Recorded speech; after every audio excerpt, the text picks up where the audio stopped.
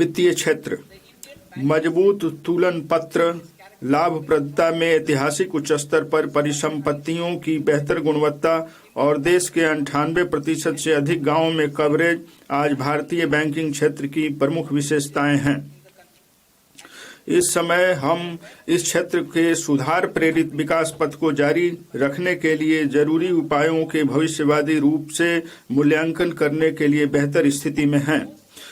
मैं वित्तीय स्थायित्व, समावेशन और उपभोक्ता संरक्षण को सुरक्षित करते हुए भारत के अगले चरण की विकास जरूरतों के अनुरूप इस क्षेत्र की व्यापक समीक्षा करने के लिए मैं विकसित भारत के लिए बैंकिंग पर उच्च स्तरीय समिति गठन करने का प्रस्ताव करती हूँ।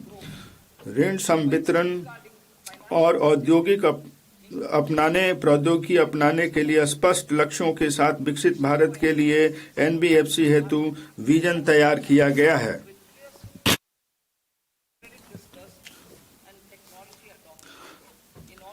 सार्वजनिक क्षेत्र के एनबीएफसी में उच्च स्तर प्राप्त करने और दक्षता में सुधार के उद्देश्य से प्रथम कदम के रूप में विद्युत वित्त निगम और ग्रामीण विद्युतीकरण निगम के पुनर्गठन का प्रस्ताव किया जाता है।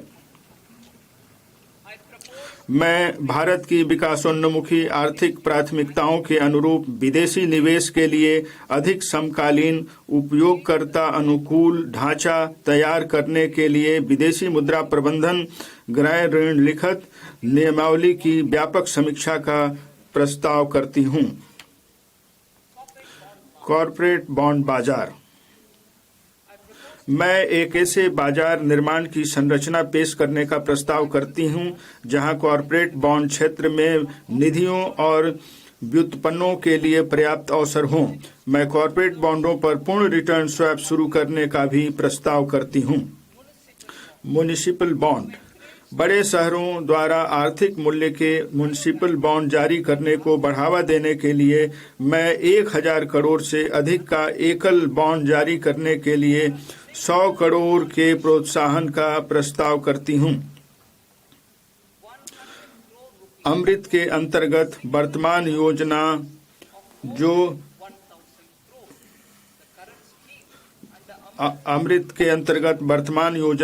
200 करोड़ अमृत के अंतर्गत वर्तमान योजना जो 200 करोड़ तक के बॉन्ड जारी करने पर प्रोत्साहन प्रदान करती है।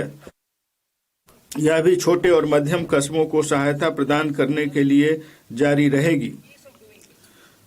व्यापार करने की सुगमता भारत के बाहर निवासी व्यक्तिगत व्यक्ति PROI को पोर्टफोलियो निवेश योजना के माध्यम से सूचीबद्ध भारतीय कंपनियों की इक्विटी लिखतों में निवेश करने की अनुमति होगी। इस योजना के अंतर्गत सभी व्यक्तिगत PROI के लिए समग्र निवेश को वर्तमान के 10% से 24% करने के साथ किसी व्यक्तिगत PROI के लिए निवेश सीमा को 5% से बढ़ाकर 10% करने का भी प्रस्ताव है।